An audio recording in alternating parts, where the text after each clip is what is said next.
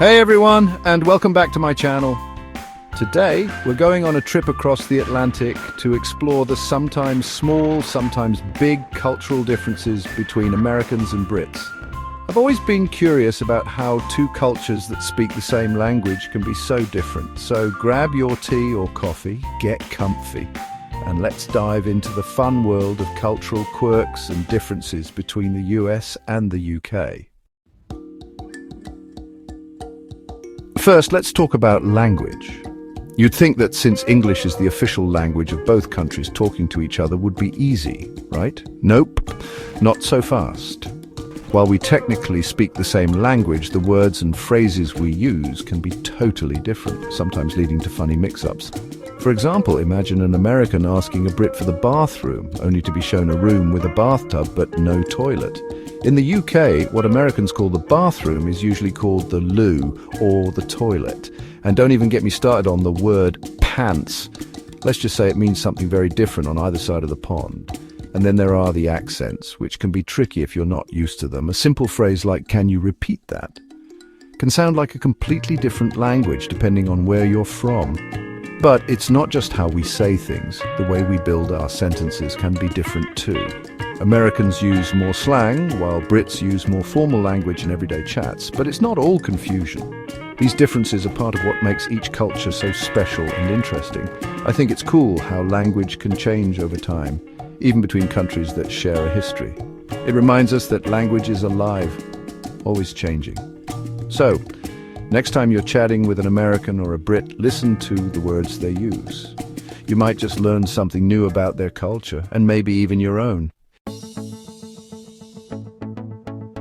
Now let's talk about everyone's favorite thing, food. Like language, American and British food have a lot in common, but also some surprising differences. Let's start with breakfast. A full English breakfast with its bacon, eggs, sausage, beans and toast is very different from a stack of American pancakes with syrup. And speaking of differences, let's talk about portion sizes.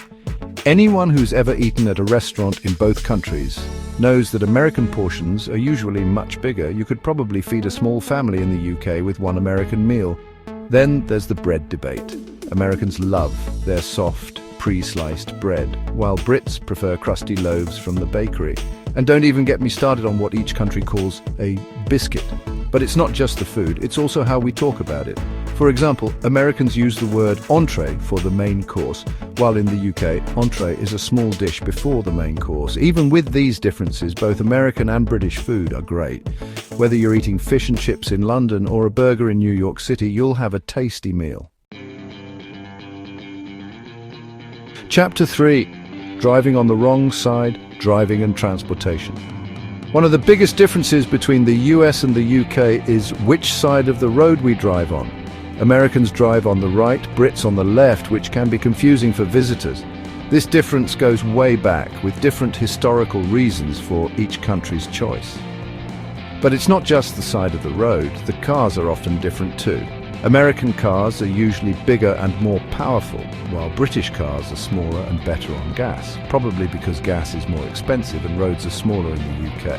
Then there's roundabouts versus four-way stops. Roundabouts, common in Britain, can be scary for Americans used to four-way stops. But once you get used to them, roundabouts are a good way to manage traffic. Public transportation is another difference. Big American cities like New York and Chicago have good public transportation, but in many other parts of the US, you need a car. In the UK, public transportation is more common, even in smaller towns. So whether you're in a London taxi or driving a Ford F-150, remember that driving is just another thing the US and the UK do differently.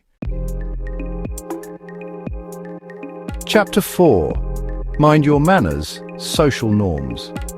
Lastly, let's talk about some social rules that can be tricky for visitors.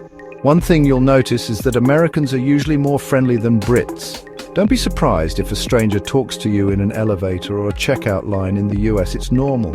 In the UK, people are usually more quiet, especially with strangers. Tipping is another difference.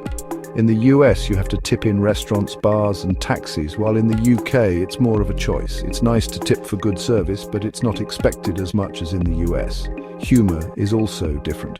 American humor is often more silly, while British humor is more dry and sarcastic.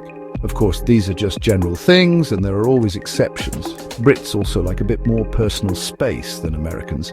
Standing too close or touching someone a lot while talking can be seen as rude in the UK. These are just a few examples of the social rules that make the US and the UK different. The best way to avoid mistakes is to do your research before you go and to be respectful of local customs. That's all for today's video. I hope you enjoyed this fun look at some of the cultural differences between Americans and Brits. Remember, these are just general things and there are always exceptions. It's cool to see the little differences and appreciate how each culture is special.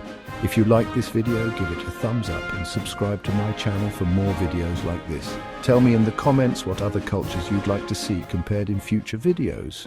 Cheers!